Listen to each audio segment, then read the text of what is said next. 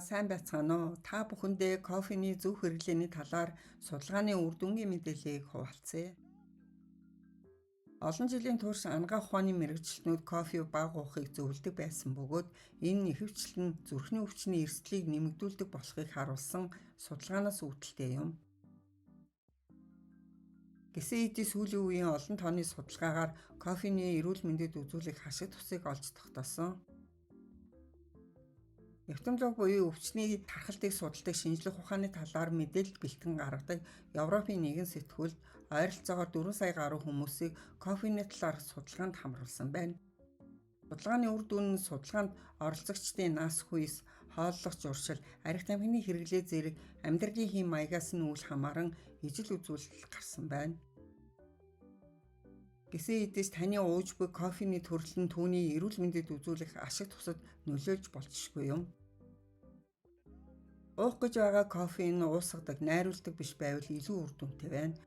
Өөрөөр хэлбэл чандаг, буслагдаг кофе хэрэглүүл илүү сайн болохыг харуулсаар байна.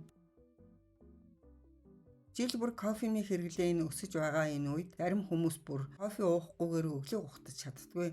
Харин зарим нь эрүүл мэндэд хортой хэмээн хэрэглэхээс татгалздаг билээ. Тэгвэл та бүхэндээ эмч болон судлаач нарын гаргасан кофений зөв хэрэглээ болон давуу тал, сул талын мэдээллийг хүргэе. Экспертанд хийсэн судалгаагаар өдөр бүр кофе уудаг хүмүүсийн дунд илгэний хатуурал, өөхлөлт, хорт хавдар, илгэний өвчнөөс үүдэлтэй нас баралт эрс багассан үзүүлэлт гарсан байна. Судалгаанд 40-69 насны 495 мянга гаруй хүнийг оролцуулсан. Судалгаагаар гарсан илгэний өвчлөлийн буралд кофеинта болон кофенко кофе аль алинд нь ажиглагдсан. Кофеин дагуулгадаг поливинол, антоксидант, дифтерфин зэрэг бодисууд нь илгэний өрөвслийг багасгаж, өөх хуримтлагдах процессыг дарангуйж хийж болохыг таамагласан. Гэхдээ энэ судалгааны кофе ууснаар илгэний өвчин багасна гэсэн дүгнэлт хийх боломжгүй бөгөөд кофе уух нь эмчилгээний арга биш, харин эрүүл амьдралын нэгэн дэмжлэг болох боломжтой гэж үзэж байна. Мөн түншлэн бусад хүчин зүйлс болох архи тамхины хэрэглээ амьдралын хэв маяг хооллолт нөлөөлж болзошгүй. 8 жилийн хугацаанд 120 мянган Америк хүнийг хамруулсан судалгаагаар өдөр бүр уудаг аяг кофе тутамд илгэний хатуурал үүсгэх магадлал 22%-аар буурсан болохыг тогтоожээ. Шинжээчдийн дүгнэлтээр өдөр бүрийн дундаж 2-3 аяг хар кофе уух нь илгэний үйл ажиллагааг дэмжих хамгийн тохиромжтой хэмжээ гэж үзэж байна. Кофег зөв хэрэглэх алтан дүрм. Нэг аяг кофе дунджаар 75-аас 200 мг кофенийг агуулдаг. Насанд хүрсэн эрүүл хүн өдөрт 400 мг хүртэл кофе ууж болно гэж олон улсын зөвлөмжид дурдсан. Өглөө болон өдрийн ихэнх үед кофе уухад хамгийн тохиромжтой. Харин үдээс хойш 15 цагаас өмнө хэрэглэхийг судлаач зөвлөж байна. Кофенд сахар, цэцгээ болон амтлагч нэмж хийх нь ашигтай нөлөөг сулруулж болно. Кофег ширснээс хойш 90-120 минутын дараа уух нь тохиромжтой. Өглөө босоод шууд кофе уух нь кортизол дааврын байгалийн урсгалыг саатуулж өдрийн дунд үед эрч хүчгүй болгодог. Тэрснээс 2 цагийн дараа уух нь хамгийн өндөр эрч хүчийг өгдөг байна. Кофег заавал шүүлтүртэй уух. Хаашин шүүлтүрээр шүүсэн кофе нь цусан дахь холестеринийг ихсэгдэг кофестолыг шүүж авдаг тул зүрх судасны эрүүл мэндэд хамгийн аюулгүй байдаг. Кофе уухдаа сүв, сахар, сиропноос татгалзах хэрэгтэй. Кофений ач тус болох антиоксидантууд нь сүүний урагтаар нэгдэхээр үйлчлэгийг саардаг. Тиймээс хамгийн эрүүл сонголт бол хар кофе юм. Кофе уухын ач тус нь нэгдүгээртний хөгшрөлийн эсрэг үйлчлэгээтэй. Хар кофе нь автофаги буюу эсийн цэвэрлэгээний процессыг идэвхжүүлдэг тул хөгшрөлийн эсрэг хүчтэй нөлөөтэй. Хоёрдугаарт нь зүрх судасны өвчлөлд өртөх эрсдлийг бууруулна. Баризел усад явагдсан нэгэн судалгааны үр дүнд кофе уусан хүмүүсийн судасны хатуурал нэмэгдгээр өвчлөх магадлал бусад хүмүүстэй харьцуулахад бага байлаа. Өдөрт 3 аяг кофе ууснаар цусны урсгал хэвэн явагдаж улмаар зүрх судасны өвчнөөр өвчлөх эрсдэл нь багасдаг байна. Солонгос улсад явагдсан судалгааны үр дүн үүнтэй ижил үр дүн гарсан.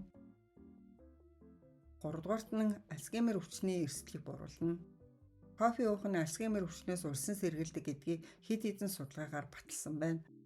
Кофеин дагуулгадах кофеин нь Альцгеймер өвчнийг үүсгэх гол хүчин зүйл болох бета амилоид бий болохоос сэргийлдэг байна. Дөрөвдүгээрт нь 2 дугаар хэлбэрийн чихрийн шижин өвчний эрсдлийг бууруулна. Миннесотагийн их сургуулиас явуулсан судалгаагаар өдөрт 6 ба түүнээс дээш аяг кофе уусан эмэгтэйчүүдийн чихрийн шижин өвчнөөр өвчлөх эрсдэл нь 22%-аар бага байсныг тогтоосон. Энэ кофе эрдэс бета-химийн бодис антиоксидант агуулдагтай холбоотой юм. 5 дугаарт нь сэтгцийн хямралыг бууруулдаг. Кофеин дагуулгадаг кофеин бие махбодыг сэргээх чадaltaй.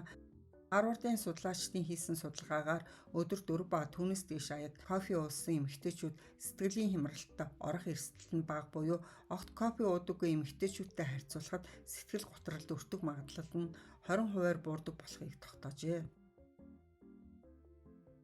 За, кофе уух үед анхаарах зүйлс.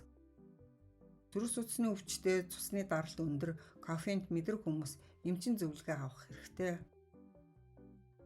Жирэмсэн хөхүүл эмэгтэйчүүдэд кофеины өдөр тутмын хэрэглээ нь 200 мг-аас хэтрэхгүй байх ёстой.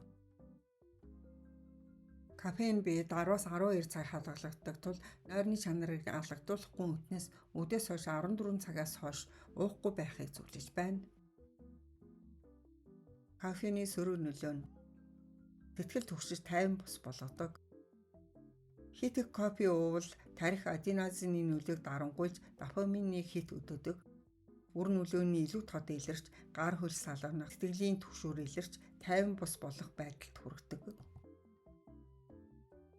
Өдөрт 1000 мг түүнээс дээш хит их кофе хэрэглэх нь кофеинд мэдрэмтгий хүмүүст дунд зэргийн хэрэглээч үүнтэй төстэй үр дагаварт хүргэдэг гэж мэдээлсэн.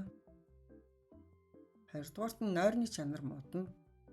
Хит их кофеин тархийг сэргээх үйлчилгээтэй тул нойр авахд хүндрэл учруулж, нойр гүдэл болон чанаргүй нойрыг үүсгэдэг. Кофеин таны биеэс 6-8 цагийн дараа л бүрэн гадагшилдаг. Тиймээс орой кофе уух нь нойрны мөчлөгийг хойшлуулж, гүн нойрыг тасалдуулна. 3 дугаарт нь ходоод чичрэх аюултай. Өлөн ходоотой үед кофе уувал ходоодын шүүс ихээр ялгарч ходоод өвдгөн. 4 дугаарт нь зүрх дэлсэж даралт ихсгэнэ. Кофеин зүрхний цохилтыг түргэн болгож даралтыг огцом нэмэгдүүлдэг. 5 дугаарт нь шээс хөөлгөх үйлчилгээтэй. Кофеин бүрэн үйл ажиллагаанд нөлөөлж шээс хөөх үйлчилгээтэй. Түүнчлэн усны алдагдлыг нэмэгдүүлэх, арьс хуурайшуулах шинж тэмдэг илэрнэ. Кофе уусны дараа 1 аяг ус уух дадал нь тэнцвэрийг хадгалдаг. 6 дугаарт нь ам эвгүй үнэртэй болгоно. Кофе уусны дараа эсэлдэлтээс болж аманд эвгүй үнэр үлддэг. Иймээс кофе уусны дараа амаа усаар зайлаарай. 7 дугаарт нь кофеины харшлын уурвал илэрнэ. Хэрвээ кофеин хэрэглэхэд амьсгалахад хүндрэл учруулдаг бол кофеинд харшилтай байж болзошгүй юм. Эдгээр сөрөг нөлөөний шинж тэмдэг тогтмол илэрдэг бол та кофеинд хит мэдрэмтгий гэсэн үг. Иймээс кофеины хэрэглээгээ багасгах, хэрэглэхээс бүр мөсөн татгалзах хэрэгтэй.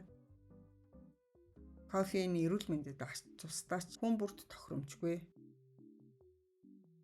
Кофе эрч хүч өгдөгч хэтрүүлэн хэрэглүүл таны бие сөрөг нөлөөтэй. Анхаарал сонсон та бүхэндээ баярлалаа.